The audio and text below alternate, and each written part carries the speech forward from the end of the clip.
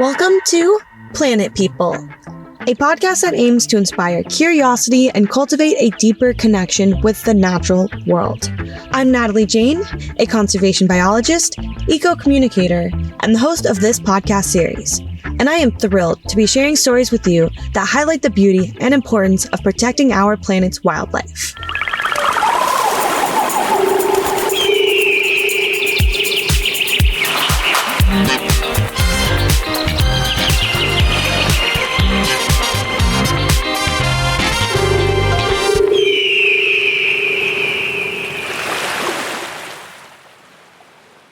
Welcome back to Planet People. This episode is a part 2 with Alex Wild. We went on a gorgeous nature walk around San Elijo Lagoon where we identified multiple birds, plants, and talked more about Alex's duties as a park ranger, as well as elders that inspire us to keep going. If you haven't already, check out our latest episode with Alex, where we break down the recent events of the attacks on national parks and the federal worker cuts that affected him directly. We discuss the importance of connecting with the land and using our voice to protect what we love.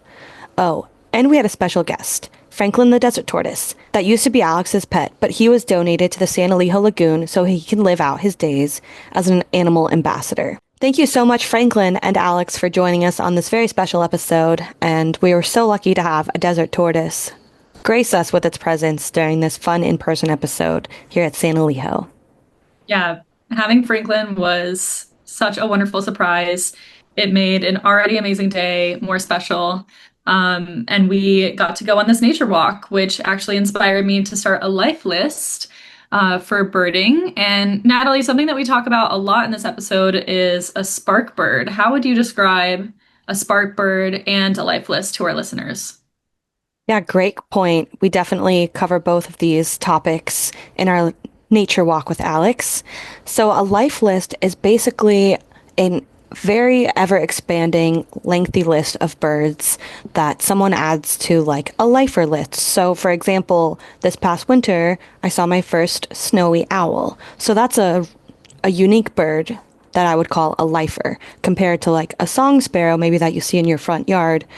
Maybe wouldn't be like a lifer or a rare bird kind of thing, but nonetheless, it's still a bird that you would add to your life list. And this list, like I said, is an ever-expanding one.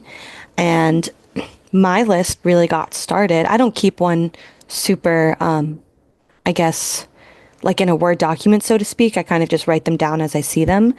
But what inspired me to start a life list was the idea of a spark bird. And that's something we also kind of dive in quite literally talking about in this episode. And a spark bird is a bird that originally sparks your interest, so to speak, in bird watching. It might be a bird that you see every day. Like I said, a house sparrow earlier.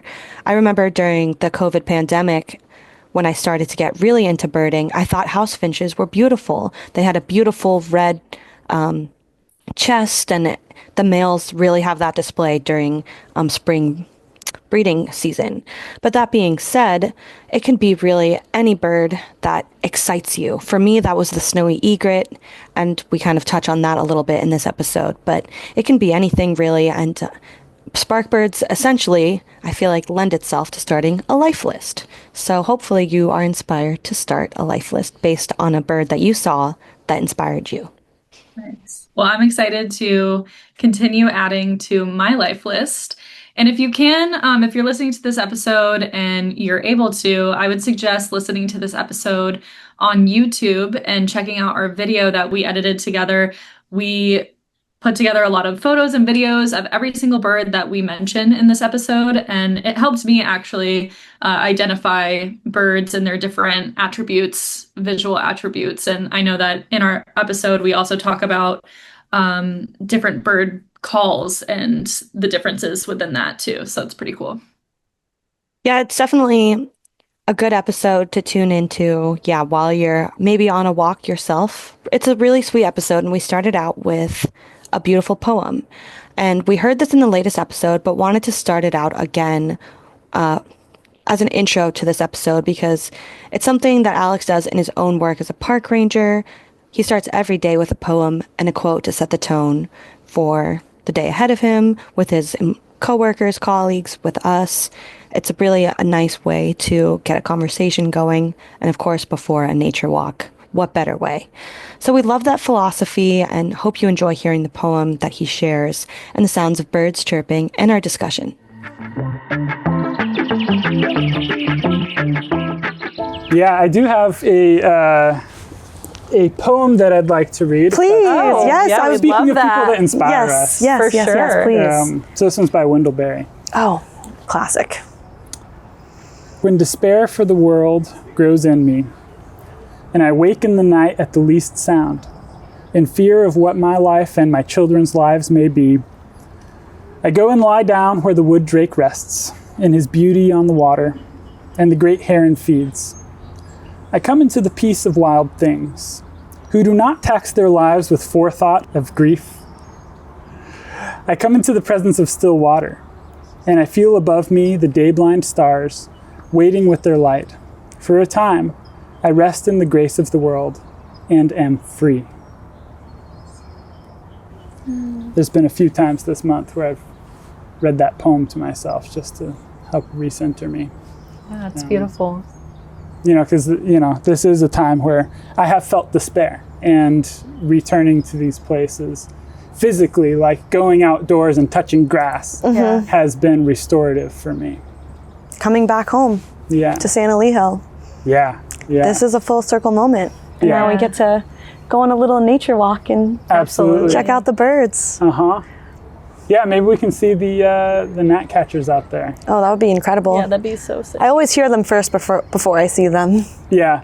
All the birders go nuts for the gnatcatchers, because if you yeah. keep your life list, right, this is one of the few places where you can reliably see them. Oh, yeah. That's cool. And so when I used to work here, that was one of the first things I learned is really? when someone asks you where the California gnatcatcher is, here's what you got to tell them.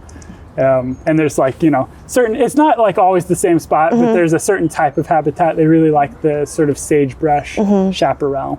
Yep. And so if you spend enough time I actually hear one just now.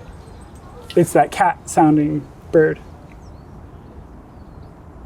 Which is perfect because I'm pointing at some sagebrush chaparral. Of course. Yeah, we'll go for a walk and I'll point it out. Awesome. They're Great. usually hard Let's to see, do but they're it. easier to hear. They're easier to They sound hear. like a cat. Yep. Yeah. But cool. not to be confused with the blue-gray gnatcatcher, which is also very similar. Of course, yeah. I don't think we get the blue-gray gnatcatcher here. Oh, really? Which is, Okay. It makes it easier because you can kind of distinguish them by Yep. range. There are some places where that range overlaps and that can be hard. Yeah, it is.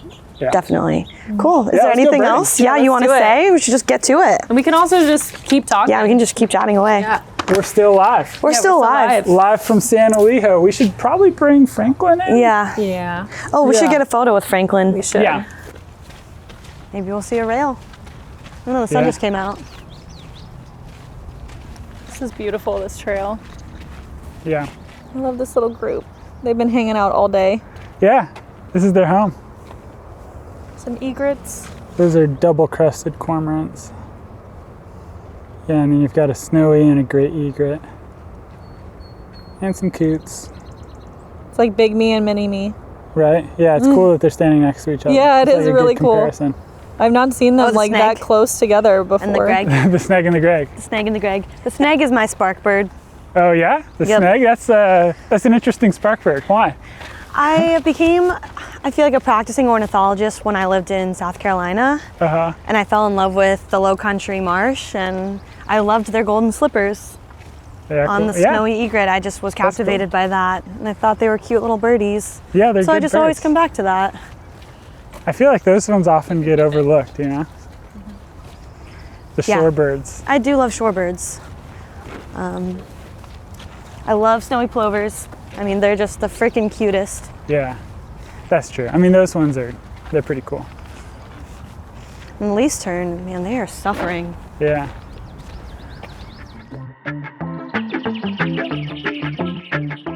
Hey everyone, it's Natalie here. I just wanted to pop in, take a quick break to discuss an important topic and really a headline right now in current conservation news that we brought up during this episode. And I thought it was worth having a separate segment to just share a little bit more about what's going on with bird populations in North America and what kind of conservation threats they are facing right now.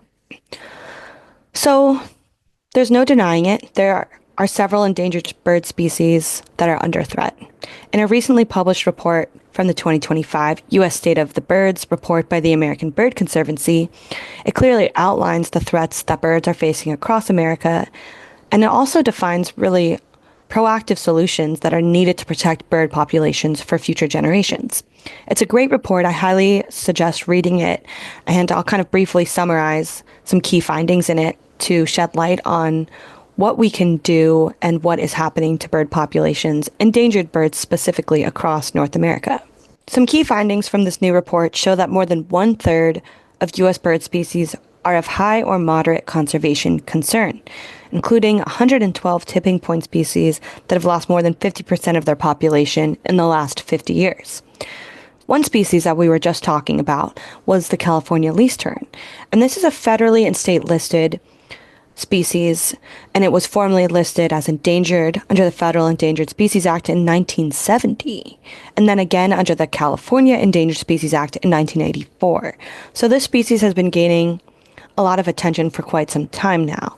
However, we are still seeing that this bird is on the tipping point, and that rapid decline in this population really signals intensifying stressors that these birds and people alike are experiencing because of heat waves in California, habitat loss. Much of the coast in California is developed, and we're experiencing more extreme weather events. So coastal shorebirds are really getting hammered from a lot of different gauntlet of threats, and the California least tern specifically has a very hard time surviving with these ongoing droughts. At least in 2021 to 2022, when I was working with them, there was a huge die-off because of the heat. That being said, they are getting federal funding and attention, but again, this is just one of the species that is facing severe losses, and important to highlight in this episode as we really try to tackle solutions to fighting extinction across North America, especially with shorebirds. That being said, there are lots of solutions in place that this report does a nice job of outlining, and gives me hope, and hopefully it gives you hope as well. But some programs in place include private land and conservation partnerships, like conservation ranching. Coastal restoration is a big one here in San Diego, forest renewal, and seabird translocation, which really show how concerted efforts and strategic investments can recover bird populations. So in this case, restoring habitat for the California least tern looks like removing invasive species such as ice plant. Every spring, the San Diego Audubon, now known as the San Diego Bird Alliance, has volunteer programs where you can actually go and remove these invasive plants. And by removing the invasive plants, you're restoring that coastal habitat for shorebirds to come and nest here. Whereas previously, that nesting ground would have been covered by that invasive ice plant and other species. So it's super important to restore coastal habitat for shorebirds, and especially the California least tern. With decades of strategic and aggressive wetland habitat conservation from hunters, landowners, fishers, state and federal agencies, as well as corporations, we have boosted numerous waterfowl and water bird species when weather conditions are favorable. We've shown that it works, and we must do more. And this is a quote by Dr. Adair with this report that I'm reading. And I just think that's a great way to put it, that conservation does work when it is in the tools of people that can help make a difference. And that's why it's important to have these strategic partnerships when restoring a species to the wild, because ultimately the people coexisting with these birds, the agencies involved, all of those social factors will interact with that coastal environment or other environments where we're seeing species lost. And so it's important to include them in the decision-making process, understand the best use of science and how to restore an area and bring back species from the brink of extinction. And so with reports like this, while it's hard to see the decline, especially with that 1/3 statistic of U.S. bird species are of high or moderate conservation concern, it can be overwhelming to understand solutions. But With people like Alex Wild on the show and other guests we've had, we can really learn about the solutions in place and the work that individuals are taking to make a collective difference. And so that's really our goal at Planet People, is to find that community and make a concerted effort towards saving a species and getting involved to do the work. So thanks for tuning into this segment, and be sure to check out this report in our show notes. We got some gadwalls here. Do either of you keep life lists? Of course. Of course. You got it. Got it. For me, that was like kind of like the defining point of like birding being like a mild interest to being like an obsession. It was like starting the list. Yep. Which, That's like, how it gets most people. yeah, some people it doesn't, some people are like, oh, it's all about the experience. And I'm like, yeah, I agree. But like, I want to document it. trying to like find that target bird that is not on your list yet and you're trying to still find it. It's like that has brought me to some interesting places, and it has gotten me outdoors birding at times where I probably wouldn't have. Yep. And it's gotten me so excited about a bird that looks almost just like another bird, but it's like slightly different. And then you just like, you're thrilled, and it's that, I think that level of excitement comes from the life list. And so like, for me, it's like, that works for me. It's like a collection. It's kind of like. What's on your life list right now? Oh, my most recent? A good old lifer. Gosh, well, I mean, about this trip to Tanzania I went on. Oh, well, sure. We saw 300 species over there. I saw some really cool kingfishers when I was there. Yeah. So many different species of kingfisher. Nice. That was cool. But you saw an African spoonbill. That's sick. Did you see wood stork? Or caribou stork? Did not see wood stork. We saw a lot of caribou stork, something like that. The yellow-billed stork. Oh, cool. What was the other one? Oh, saddle-billed stork. Oh, maybe that's what it was. Yeah, I mean, so many. When you were there? Oh, yeah. I'm sure a couple Endless hundred. list. Yeah.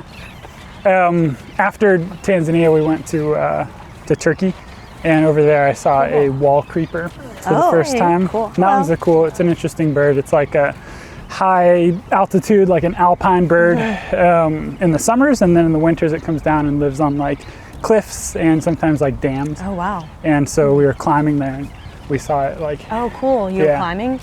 Yeah, we were just doing some sport climbing there. Nice. So it's just like a little crag, and the wall creeper came, and I was like climbing, and it like came and popped into this little hole like right in front of me, and just like looked at me. Oh my and God. I like freaked out because like I have been trying to find this bird for years. Really? He found you. Yeah, and I usually try and get pictures of them. But like, obviously I was climbing, I didn't have my camera, So I just like had this moment, and it's like one of the few birds on my life list that I don't have any photo evidence or even a recording or anything. Sure. But it's like, I knew it, it's like it came and it was just like, boom, we like locked eyes. And I was like, oh, wall creeper. And I like yelled it out loud, and then my wife was belaying me, and so she freaked out and she was like rustling around for the camera, and I was like, don't bother, it's gonna go, and sure enough, it flew away. And it literally popped out at you and was like, this is me. Yeah, it was cool. And that was like our last day of the trip too, so it was like a gift, it's just like, I'm here. That's that's kind of the most recent lifer, I guess, because since being back in California, I haven't. Any lifers here? Have you seen an American Dipper? Oh yeah, we see them all the time. I guess in Yosemite you probably see them Devil's Postpile. That's one of our specialty birds. That's the John Muir bird. People come to Devil's Postpile if they're coming birding at the Postpile. They're coming to see that. They're there to see the dipper. Yeah. Or a black-backed woodpecker, or a variety of sapsuckers. Okay. Well, it's the Williamsons or the red-breasted. Okay. Yeah, those are kind of our specialties. Cool. Not to brag, but That's a great list of specialties. We got sapsuckers. Yeah, that's cool. Yeah. I saw my first American Dipper when I was actually in the Angeles National Forest. Oh, cool. I didn't know they lived there. Yeah, I think it must have been one of their more southern range. Yeah. But yeah, the dippers are cool. That's awesome. The dippers are cool because of their behavior, which I think is like unique. Because, they don't look like much. It's like a little black gray. songbird. Yeah, like gray black. it wouldn't be that interesting if it wasn't for like its behavior. Like, you see them dive down and they like swim. They like legit swim, and then they'll like somehow hold on like in these rapids, and I still don't understand how. It's cool. And they like forage. It's cool. Oh, I haven't seen any kites yet. This is a good place for kites. That's cool. We used to see them here a lot. Oh, got a little mallard in there. So if you want to see, well, the tide's a little high. Yeah. But if you want to see the rails, they hang out in like these banks on the other side. On the other side. Yeah, I'm not sure where they go when the tide rises. I mean, they're still around somewhere. Sure. But like at low tide, they forage in like the little muddy spots right at the edge. Cool. I've seen them in the Tijuana estuary before. Oh, nice. That's Not a here. good spot to see them. Yeah. I love rails. They're cool. Yeah. They have cute little chicks. All bird chicks are freaking adorable, though. Yeah. Have you seen a golden eagle? I'm assuming you probably have. Yeah. We get them in Yosemite sometimes. Yeah, that's cool. I've seen them there. I think I first saw them just in like San Diego. We get them here occasionally. Yep. Especially in like the foothills. Like I used to work at Stelzer County Park, and we would see golden eagles there occasionally. Cool. Yeah, in Ramona Grasslands, there's a historic nesting site there. Yep. Yeah. I actually saw one twice this week when I was by Sawtooth Canyon. Nice. Yep. And last week I saw it. Actually, that's a great spot to see them. Cool. Okay. Yeah, my life list is nearing 1,000 at this point. Good for you. And I'm like, Great. well, I don't know. Like, once I hit 1,000, what happens? You know? keep going. Yeah, I think so. But it's like, 1,000 has been like this goal for such a long time. It's like I'm almost like scared to reach What that are you goal. at now? 989. Okay, so I'm 11 yeah, so birds you're away close. from Oh my God. 1,000. It could happen right now. Right, Good. right. Literally. Yeah, I mean, not that the number matters, but it's nice to have a goal. Yeah. And so, like, that's an obvious goal. It's a nice round number. You guys are inspiring me to start a list. Do it. Do it. I usually have Natalie around, so I'm like, what's that? Okay, I saw that. Or I'll be like, what's that one bird we saw? Start your own list. Do it. Yeah. If any listeners are still on there, start your own list. Yeah, right. Start a I know list, this conversation. 'cause It'll Ongoing. it'll kind of light that spark. Yeah, definitely. It did for me. Yeah, it sounds like it. Yeah, I think did either of you like do Pokemon? Oh, yeah. Do what? Pokemon? Yeah. Like, gotta catch them all. Yeah. Yeah, I think They are like there's- Pokemon. Yeah, there's People say that. There's some part of your brain, I think, that Pokemon activates in the same way that like bird listing activates. And so it doesn't work on everyone, but there's some people that are like really into that, right? And so, when I was a kid, I used to do Pokemon, and so like as an adult, I'm just like, oh, this is like, well, it's a lot more of real life, and so it's better in that way. And it's just like a natural extension of gotta catch them all. Well, it's gamifying things. Yeah. To interest people because it makes it competitive, and we're competitive by nature. Which I think is fine. And then like Yeah. I love the citizen science component of it too. Like Totally. eBird and iNaturalist, like then you're gamifying it is actually like contributing. Yeah, you're like making a difference even if it's a small one. Like you are providing another data point for researchers to use. Right. So It's like Happy Whale. We talk about that in our first season. What's Happy Whale? Like if you see or get a picture or video of a whale, there's this website called Happy Whale, and you can just upload it there. But it's like scientists like really do look at that because It helps them ID Yeah. whales. I've actually heard about this. Yeah. Because of like their distinct fin shape or Yeah. something. It can be like their thumbprint. yeah, exactly. Exactly. And if Or, like, somebody hasn't barnacles, seen one in a too. long time, and then it just like pops up on a Happy Whale, they're like, okay, like they're Yeah. still active, they're still here. Yeah. That's cool. Yeah, citizen science is like, that's that's my real social media presence. It's like Instagram is like a side thing, but like iNaturalist is really where it's at. Not that I have like that many followers, and it's not really about followers, but Totally. that is kind of like my preferred social media because it's about things that I actually care Yeah, about. right. Instead of, Yeah, you don't frequent Insta that much. Seems Well- like. Or maybe now. No, More I so? don't. Yeah. I do now because I see it as a responsibility. Like, Yeah. I think people look to me to kind of give some I sort would of say so. information. And you have I- this audience now. Yeah, and I want to use use that for good.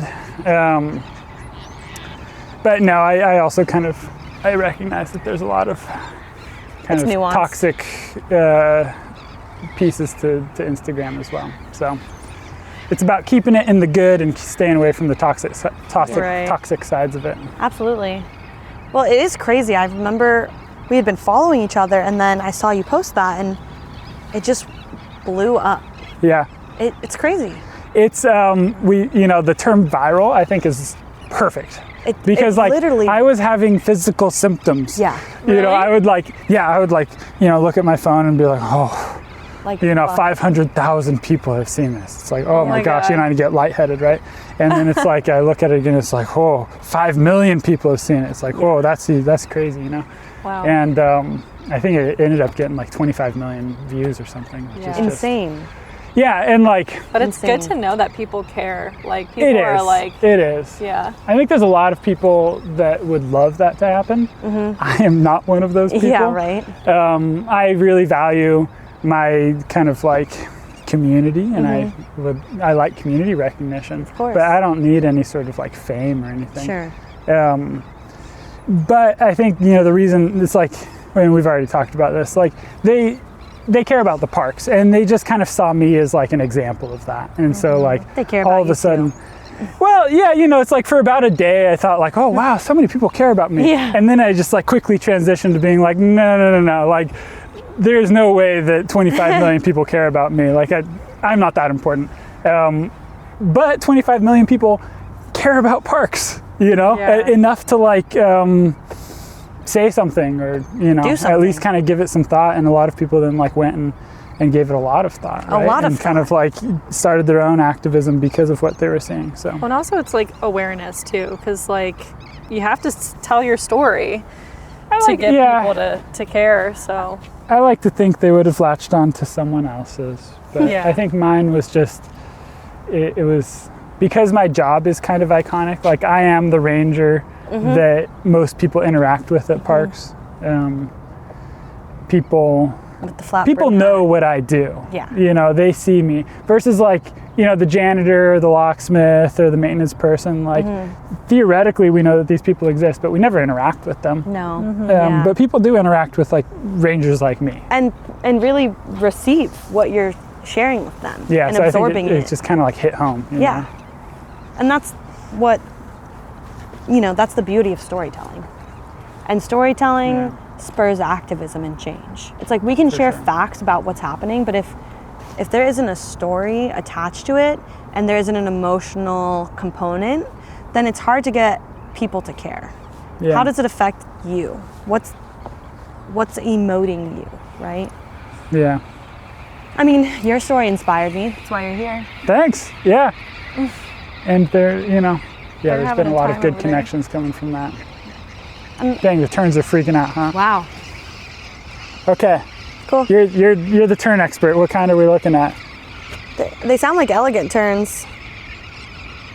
That's impressive to tell the difference, because this, the calls of terns, they all kind of sound Well, terns to I me. think they're elegant terns. There's one tern that sounds like a pterodactyl. Oh yeah, I think they all do. They kind of all do, but let's do a callback. Oh yeah, we can use Merlin. Shout out to Merlin. Fuck yeah. That's my favorite app. If you only have one app on your phone, it should be Merlin. yeah. So yeah, the options here would be curly. what is it? Royal, elegant, or Caspians probably. Oh yeah, the Caspian is what sounds like the pterodactyl. Oh yeah. I think these are like, elegants. They're easier to ID because they got that big reddish bill. Yeah. The elegant and the royal, I always get mixed up because it's more of a size difference. Unless if you I think get royals really are a good little look at it. smaller. I think so. I think they're a little smaller. And they have that tuft that comes up that makes them look like they have a crown with their feathers sticking up. I'm pretty sure. But I'm a little rusty on my shorebirds, not gonna lie. I've been spending too much time in the desert. Yeah. Not too much, never too much time. It's beautiful out here. We're lucky. Yeah, it Yeah. ended up being a beautiful afternoon. This is awesome. I'm like, I've where been are the seeing some ridgeways? fishies jump up too. Nice. Oh, Alex, do you see Oh yeah, that? those are the mullets, like the hairstyle. Oh, maybe yeah? that's a, Yeah. that's not a ridgeway rail. Oh, you do? No, I thought maybe. Yeah. But it's just a mallard. I was going to ask you to get eyes on it, but they're just ducks. Not just ducks. I'm merlining right now. Oh, there you go. Oh, yeah, see? Elegant. Nailed it. Not bad. Dang. Nice. Got a good ear. Took me a long time. In Yosemite, that's like kind of the only way to go birding. Because like the birds are always hiding from you. In Yosemite? Yeah. What was that? Oh, a rintit. Oh yeah, the ping pong. There's the killdeer. Yeah, in Yosemite they're always hiding from you. You know, because it's like you've got ponderosas that are 100 feet tall. Yeah. So and they like to kind of hang out in the trees mostly. Like you'll see robins, of course, but if you want to like kind of observe an interesting bird or like a less common bird, you got to like learn how to recognize their calls. Totally. Trying to think. When we were there a year ago, we were getting ready to go on a hike. We saw a pileated woodpecker. It flew right past us. It flew right past us and landed on a tree like 5 feet from us, and we're all looking at each other close like to the ground too. like jaw dropped. We were at Nice. eye level with it, and Hugh and I are looking at each other like, I think we have a video of it. we do. It's a great video. It's hilarious. It was just like, That's so cool. this is our sign to go on this hike. It's pointing us in the direction. Nature does that. This is in the valley. You saw that? Yeah. Nature does that. It has a way of pointing you in the right direction. You just have to be open to receiving those types of signs. Yeah, for sure. Another Princess Mononoke moment. Let's hear it. He was getting the injured to their like tribe, and the little nature spirits were walking him and leading the way. And there was a moment where he's like, "Are you leading me the right way, or are you just getting us lost?" You have to trust the universe. I have to watch that movie. I've never seen it. If you haven't seen any of the Studio Ghibli films, you got to watch all of them because They're hard for me to follow a little bit. I've seen a couple. They're Japanese, and so it's a different type of animation style and storytelling. But I mean, if you just turn off your phone and just really get into it, Princess you'll learn to Mononoke was love like it. the hardest for me to follow. It's funny. I feel like It's a you would little relate. slow. You would relate to that the most. I liked Howl's Moving Castle. I've seen that That one. one's good. Spirited Away is obviously Spirited Also Away is that one. awesome. That one's freaky though, with the of giant course. monster Yeah. eating the gold. Oh Yeah. god, that guy always freaked me out when I was a kid. No, it's crazy. Yeah, watch Princess Mononoke. have you You'll seen love it. what's the fish one? Ponyo. Yeah, so No, good. no, I have Ponyo not. is a good one. Of course, I've seen all of them. Yeah, obviously. You're a fan. Well, this is nice. Gosh, this nasturtium. This was a big part of my job when I worked there, Removing trying to remove it. Yeah, it's an invasive Invasives, species. Yeah. looks invasive. You can tell Yeah. because it's covering the whole landscape. Yeah, What kind of plant it's is kind that? of a lost Soaking up cause. the water. It's nasturtium. Yeah, the flowers are delicious. Oh yeah. You'll sometimes get them on like a fancy salad. They're spicy. Nice. Yeah, almost like a mustard style flavor. Gosh, I haven't walked this in a long time, but this is like the first set of plants that I ever learned, right? So Really? yeah, I know all these. This is the What's arroyo willow, Okay. Salix lanceolapis. You've got Grasshopper. Oh, it's like grass. oh, nice. Oh, I see. Yeah, wild radish, another invasive that we used to remove. Oh yeah. Yeah, I mean right here by the trail, you get a lot of that stuff. Are they still Here's removing it? ambrosia. Oh yeah. Good old ambrosia. Yeah, for sure. Yeah. I'm sure they're trying their best, but I'm sure the county parks are still working to remove these things. Do you think you would ever go back to the county park level? I would consider it. Yeah. Right now, those jobs are looking a bit more stable than Yeah. federal park rangers. Sounds like it. Yeah, I would consider it. I think I'm pretty dedicated to the national parks right now. Yeah. But Well, they need you. I think they are less dedicated to me. Right. What a hard feeling. I know, right? Yeah. Like, I mean, it's look, my like a community, conundrum. I have a lot of community recognition and, you know, the landscape itself, I feel welcome in. But, yeah, you know, I got fired once and there's plans to do more reductions in force. So Yeah. it's possible that I get fired again. And, yeah, I would still want to be a ranger in some capacity. It's kind of become a a lifestyle. You at can't this really point. fire passion. Yeah. You can't really fire passion. It Yeah, will find exactly. a way. It will find a way. Yeah, so it's kind of my, it's kind of what I do is range. Yeah. So if I'm not ranging for the national parks, I'll probably range for someone else. Yeah. Maybe come back to my roots with county parks, or there's a lot of other agencies, right? Like state parks. So how many lives did you save? That's hard to know. I don't always get the outcome, to be honest. Yeah. And it's hard to know if my intervention was the reason why they survived or not. Yeah.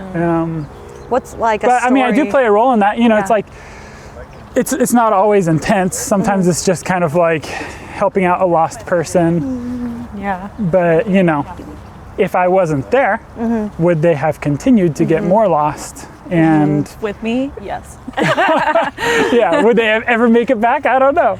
Right. So yeah, it's hard to know. You can't put a number on it. I have no idea. Or what's an instance where like things were close? Where things were close? Yeah, like a story where you just actually, I don't know. I know in some of your sharings you told like, oh, I was the only EMT in the park. Yeah. So that's devastating that. Yeah, and that's true. I think that got my story a lot of attention.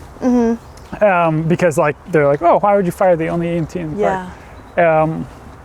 And it's true, and also it kind of got blown up a little bit. Like there is other emergency response. It just would take them longer.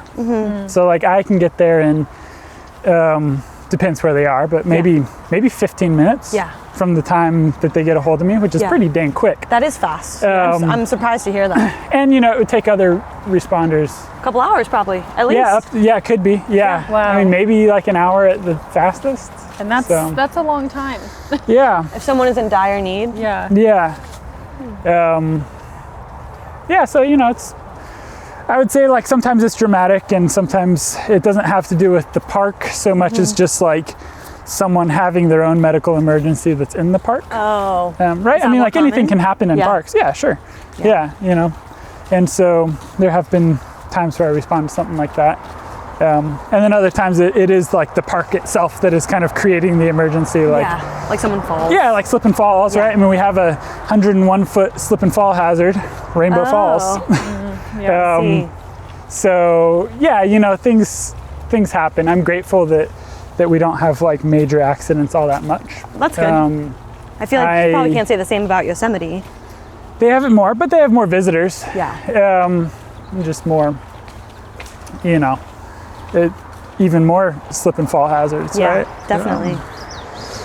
But yeah, in the business, we talk about PSAR, which is preventative search and rescue. Okay. And I think that the reason we don't have as many incidents as we could is because of PSAR. I think it actually works, right? Really?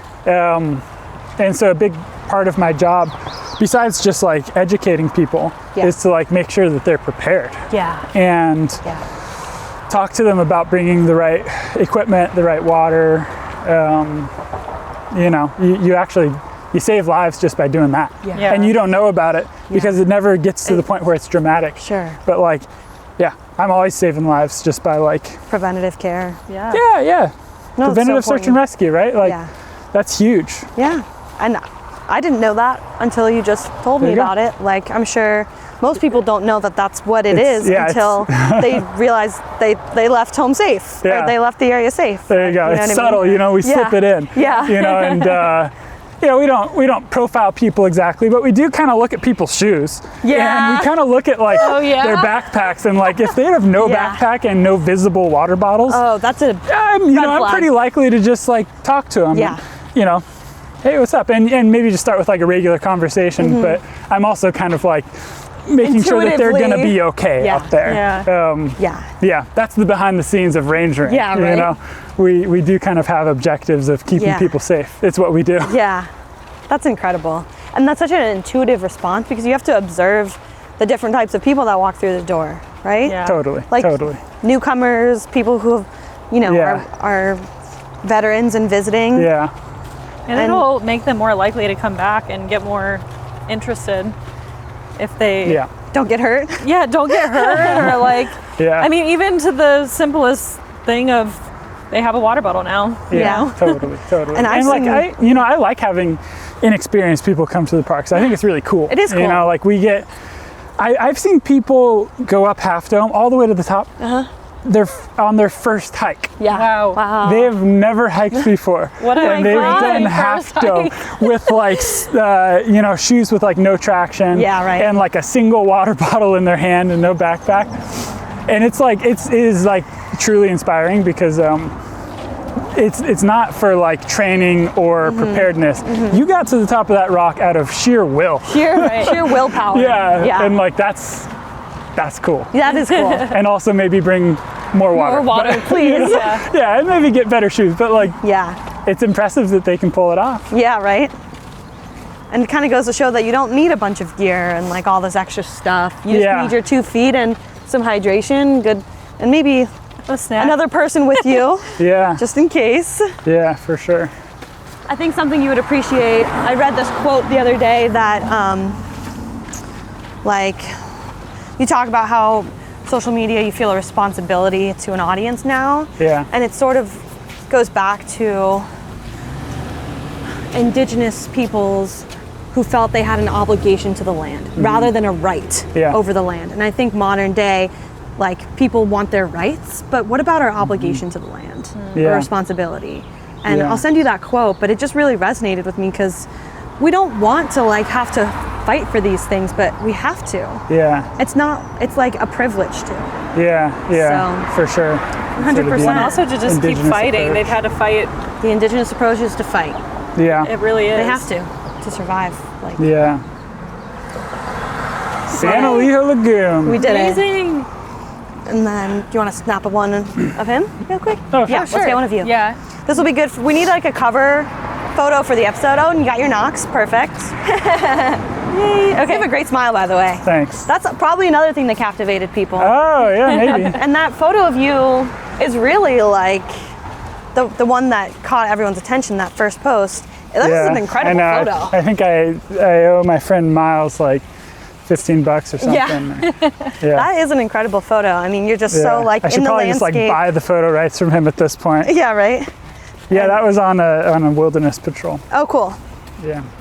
Yeah, it's just captivating. You're in your element. You got your uniform on. You're doing the damn thing. Yeah. And you look happy as hell. I am happy as You hell. are That was happy like, as hell. you know, I mean, like the wilderness ranger job, it can be hard, right? Like it can be either like tedious doing the permit desk, or it can be like intense if you're like rescuing someone. But then like, yeah, like the job is pretty fun, right? Yeah. Like that's the appeal. Yeah, that's the why appeal. people That's why do I'm that a job. biologist. I get to be outside. Yeah. And there's some days where you're doing a patrol and it Yeah. feels like you're just getting paid to hike. Yeah. And Yeah, that's cool. you know, you're doing surveys or you're checking in with backpackers, but like, yeah, you know, it's cool getting to be out there. Oh, yeah. You know, you're a ranger, a wilderness ranger. It's like, I mean, that's the most epic title ever. yeah, It's awesome. especially when your last name is Wild. Yeah. What? That's I also really know. cool. Like, I feel like that's another thing where you can. That's like a spiritual like connection to your name and then to the land as well. Yeah. So you've been here before already, right? She has. I Just haven't. once. Yeah. Okay. Let's go on the boardwalk. That's Yeah. kind of the coolest place. Oh, Okay. let's go. We'll just do like a little out and back on the Yeah. boardwalk. Yeah. I'm super down. I want to check in on some trees. Cool. I planted some of the trees along that nice. boardwalk. Aw. You get to check up on Like your homage. 14 years ago. Wow. Wow. So I want to make sure they're beautiful. still here. That's Yeah, beautiful. talk about like rewarding. you Yeah. know. Restoration is awesome in Yeah. that way. What kind of trees? Cottonwoods. Cool. I see one. Well, that one might be a new one. Yeah, some of these cottonwoods near the beginning of the trail I planted. Talk about coming home. Yeah. Must be And then we walked good past some feeling. sycamores that I planted already. cool. We were mid thoughts. Oh, you are cute. Hi. Oh, hey Jeff. It's my brother. Oh, hi. Yeah, Yeah, you guys look identical. Yeah. How's it going? Did you know I was going to be here? Nice to meet Yeah, you. Oh, nice. Yeah. That's cool. Hey, Caspian. Nice. What's your dog's name? Caspian. Pretty. You're so Like the excited. prince. Excited. Nice. Oh, we're still. You're You're on on camera. Yeah. Say hi to the people. Aloha. Yeah. Caspian, say hi. Hey, buddy. We saw Franklin. Yeah, I just Yeah. want to say hi. Oh, you saw him? Yeah. Oh, good. Yeah, I gave him a little scratch behind the neck. Baby, you are so Nice. I guess cute. he just Oh my came out today. goodness. You are Today? so Yeah, I got to wake him up. Nice, dude. He was brewmating until he heard my voice. Yeah. And then he started rustling and he was like, Alex? Is that you? Yes, he heard your voice. Yeah. He knew. Uh-huh. Yeah, we had a moment. Yeah, he came over. That's cool. He remembered you? Yeah, stuck his neck I out. like to think that he recognized my Hi, voice. baby. You're Yeah. so pretty. Yeah. Tortoises are intuitive. Animals are more so smart than we know. Yeah, they're pretty smart. You are so cute. You Look, those. guys are doing a Franklin, like, podcast? Just talking about like kind of national parks in general. Oh, okay. And some of the threats to the parks. Endangered species. yeah. I've been Everything under birding the a little bit too. umbrella. Oh, yeah, Yeah. nice. Yeah. What kind of birds? A lot of shorebirds. What else did we see?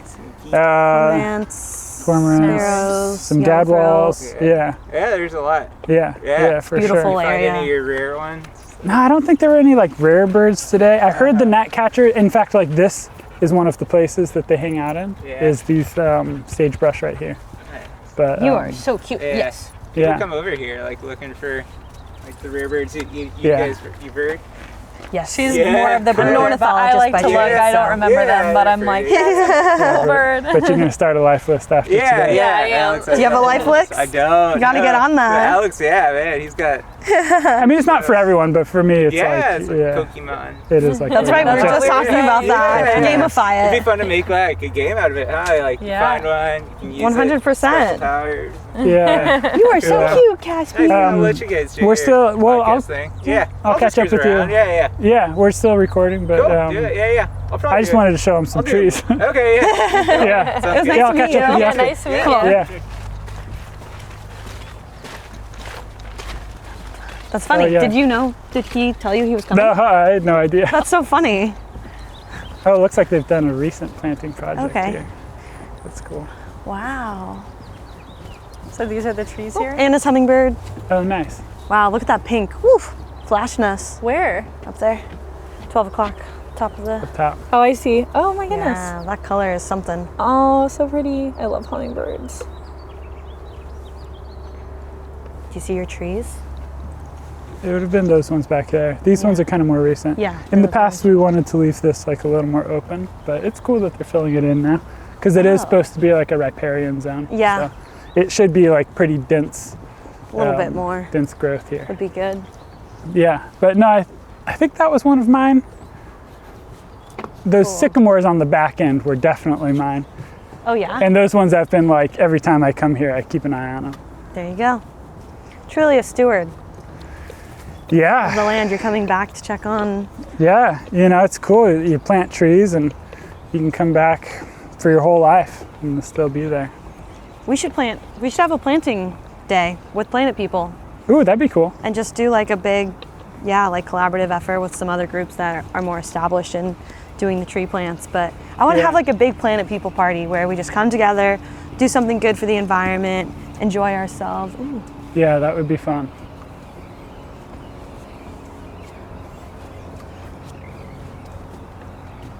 There he Planet is. People Festival. Yeah. Oh, trust me, we have big plans. I want to have like you know how in the 80s there was a Live Aid for raising awareness for AIDS in Yeah, of Africa? course. I want to do that, but for the environment. And with you too, Of course. because the Joshua Tree album Oh, yeah. and Joshua trees are going to be a huge topic in our next season. And just like, we need to bring people together under like a uniting cause, and I think that's the environment right now. Yeah. That would be a really cool event. Thanks. I hope that you can do it. One day, Yeah. in the future for sure. Yeah, maybe in the near future. I think In the I think we very need near. something like that. like In now. the very near future, yeah. When I was in high school, we threw a huge event to raise a ton of money for leukemia. We raised like almost $100,000 in the month of February, and one of those events included a 12-hour dance-off. Oh my gosh. And 12 hours? we didn't stop.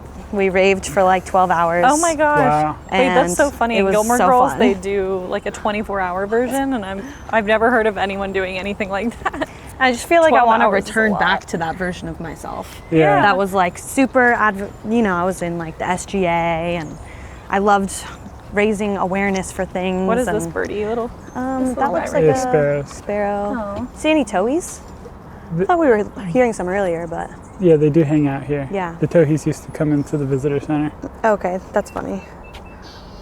But yeah, there's just always been that side of me, and I think it would be fun to come back Yeah. full circle of Planet People. Yeah. Why not?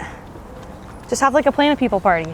Invite Yeah. all the guests, our listeners, bring people together, go bird watching, Yeah. do a beach cleanup, have a concert. All Just of make it like a fun thing. All of it. The more the better. The more the better. Yeah. So yeah. stunning. Honestly, I'd work here again. Yeah.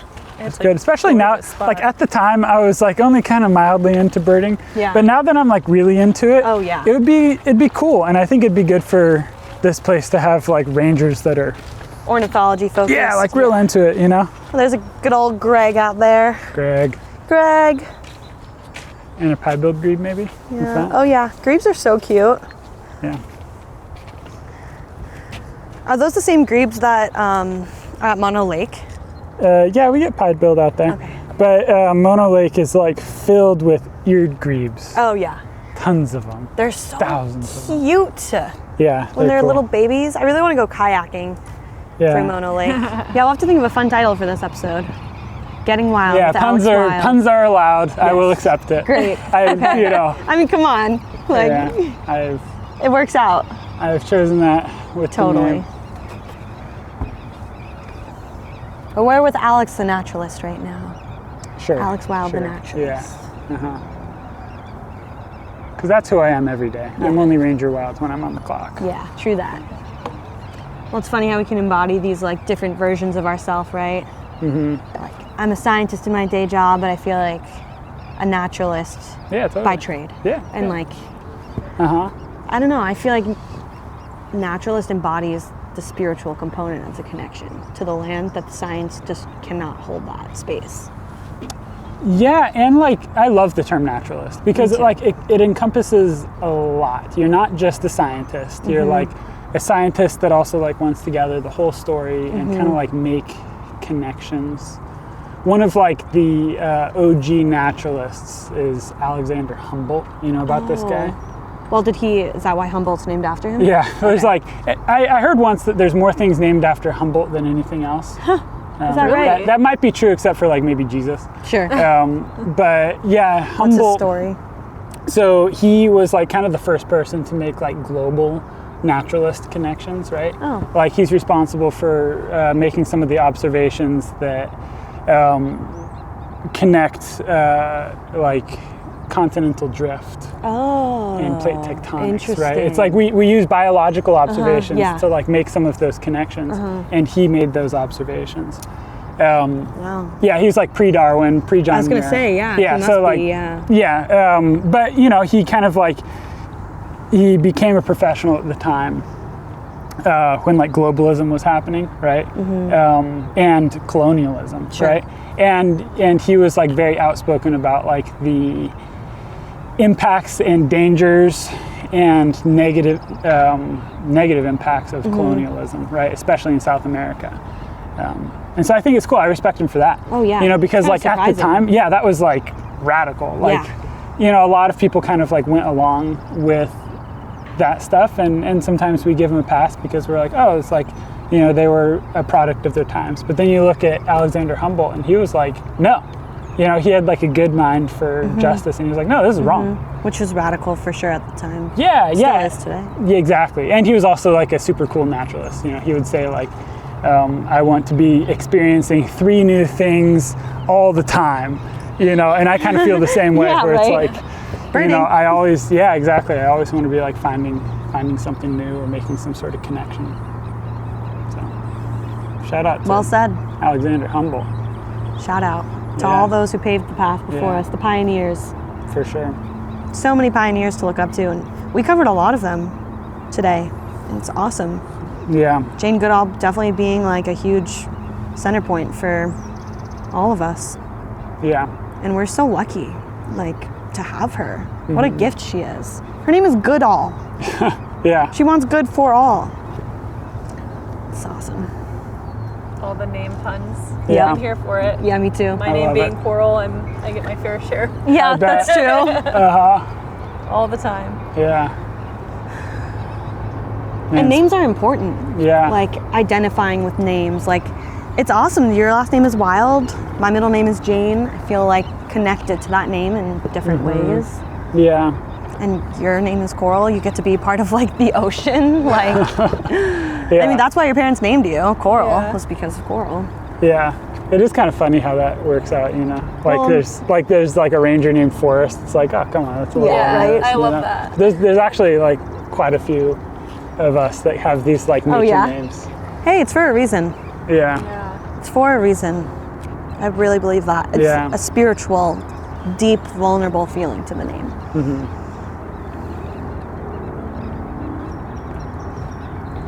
You do you know of Shelton Johnson? Yes, the Yosemite Ranger? You should get him on your podcast. Yeah, we should. He's a legend, huh?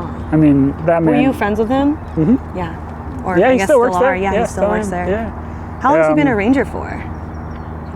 Probably longer than I've been alive. Yeah. Cool. He's made a career incredible. out of it, you know. Yeah, And there aren't many, I'm sure, many black rangers that work in Yosemite. Yeah, not many. Yeah, and I think, you know, he has made some real impact. cool. Like there's more kind of black visitors and rangers because of him, Is that right? for sure. Yeah. Yeah, like you can see the real impact that he's made. That's incredible. Paving the way. Yeah. the way. Yeah. Who's the other, her name, the older black lady who's a ranger? She's like almost 100. She's kind of like the new Rosie the Riveter, but Yeah, she was like one of the became a oldest, like ranger. still working Yeah. rangers. when she was like in her 70s. I Her think she became name a ranger. escapes me right now, Yeah. but yeah, I never met her. No, yeah. I don't. Yeah. She's still working at 100 years old? She was. I think she's Oh my retired at this goodness. point. But like, there was like some big story about like how Yeah. she was Oh, wow. Okay, we like gotta find retiring. her. I don't know if she was 100, but she's old. She's up She was there. the oldest Yeah. ranger still in service. How lucky cool. are we to have these people I like know. Jane I and these know. rangers? It's and crazy.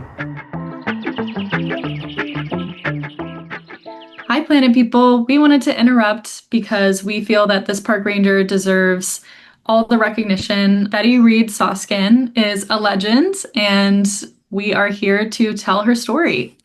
Betty Reed Soskin, born Betty Charbonnet in 1921, is a true American icon, and she is the modern-day Rosie the Riveter. As a champion for national parks, Betty was a park ranger with the National Park Service and was assigned to the Rosie the Riveter World War II Homefront National Historical Park in Richmond, California.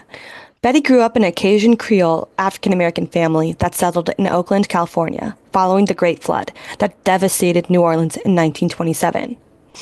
In the early 2000s, Betty contributed to scoping meetings with the City of Richmond and the National Park Service to develop the general management plan for Rosie the Riveter World War II Homefront National Historical Park.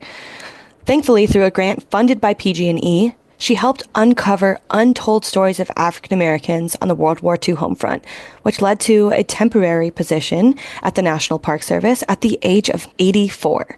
By 2007, Betty became a permanent National Park Service employee, leading public programs and sharing her personal observations and remembrances at the Park Visitor Center. In 2013, during the federal government shutdown, Betty's status as the oldest NPS ranger gained national and international attention through numerous media interviews. While emphasizing the importance of her work, she steered clear of political debates, focusing on her mission to share the stories of the World War II home front. This exposure transformed her from a local Bay Area figure to a globally recognized symbol of resilience and history. Sometimes people's stories just make me want to cry. She's so dedicated. It's so clear in her whole life history and story of wanting to bring this cultural heritage to the home front of this national park. And it's such an incredible feat that she did this, especially at her age, which just goes to show you that you can do anything at any time in your life. And this was just something that called to her, which I think it's beautiful that she answered to this call. Betty had such an incredible career and dedicated so much of her life to furthering not only women, but Black communities and they're carrying their stories to, like I said, the home front. Betty was the oldest active national park ranger at age 100 when she retired in 2022. She's truly a legend. Today, Betty is over 100 years old and celebrated as a reflection of resilience, determination, and historical insight. Thank you for all of your hard work, Betty. I'm a big believer of like looking to your elders and look to your ancestors. Yeah. spend the time them. to get to know them and get to know their stories too. 100%. My favorite quote by Jane, actually there are two, it's gather people into your network and see what kind of difference they can make. And she said that on a video conference call with the Wildlife Conservation Network during the pandemic. And that was my first time hearing her speak. And everything has changed since then. And that's why I started Planet People, because I wanted to bring people into my network and connect, because we were in such a disconnected time. And we're coming out of that, but now we're coming into this other strange time. And so that's why I want to have the benefit concert and a festival and like get people together, see what kind of difference we can all make. Because together we can, together we will, together we must. Yeah, community is super important. Even just for like supporting each other emotionally. Emotionally, totally. You know, a lot of us care about parks, and a lot of us are hurting when we see like all of this happening to parks. It just hits home. Yeah, and it's good for us to like be with each other, right? Like that's, you know, these like protests and rallies and stuff. I think of that as half the benefit. It's just like being physically with people who are like 100%. also feeling this way. Yeah. You have that solidarity. It's cathartic. It is. Yeah. And you meet like-minded people, and sometimes it's hard to find them in the real world when we're all caught up in our own thing, and we're lucky. I'm enjoying this so much, though. I know, this is just gorgeous. Oh, wow. That's where I should host my next bird walk with Audubon. Yeah. Or San Diego Bird Alliance now. But They don't call themselves Audubon anymore? no. What? Just because of him being who he was. So, As a but the Audubon Society still... They has didn't that change name. the national name now. Oh, okay, just but a lot of local ones, a lot of local chapters have changed their name. There's the New York San Diego Bird Alliance, Oh, interesting. Golden Gate Alliance. I think, That's cool. That's fine. That's fine. Yeah. I mean, Audubon wasn't a household name for a lot of folks growing up, I think, so. Yeah. I'm sure you're looking forward to getting back, though, to ranging. Back to ranging. Yeah, I am. Yeah. Yeah. It'll feel really nice. Yeah. To just like be done with this season of like intense Well, it's a lot. advocacy. I know, and it's like, Yeah, I'm looking forward to just like literally just like walking the trails. Yeah, and talking right. to people. Get this. oh, Okay, now wait, like, you can tell me, do you want to like get these when you go to the post pile, or is this going to inspire you to come to the post pile? it's gonna inspire me. Inspire, yeah. But I am like that. I'm like, am I like don't that want something. Right If, here. no. I want You it. got to say the pledge. Okay. Ready? This is, I'm a junior ranger. I'm a junior ranger. I'll protect the park from danger. I'll protect the park from danger. I won't pick the plants.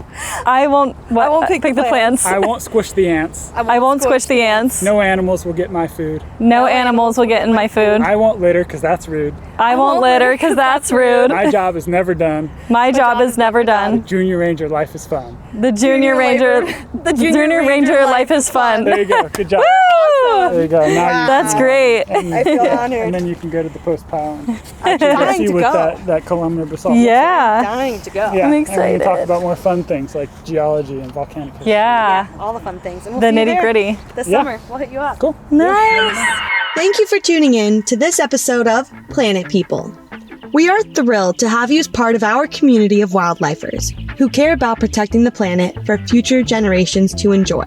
We hope that by listening to this podcast, you'll be inspired to connect with nature and become a steward of the planet by getting involved and taking action with your local community conservation organization. Until next time, stay positive, Planet People. Thank you to my team here at Planet People. This episode was produced by Natalie Jane Sybil, Coral Carson, and Hugh Carr. Edited by Coral Carson. Theme song by Hugh Carr under the artist name Flama. Thank you, team.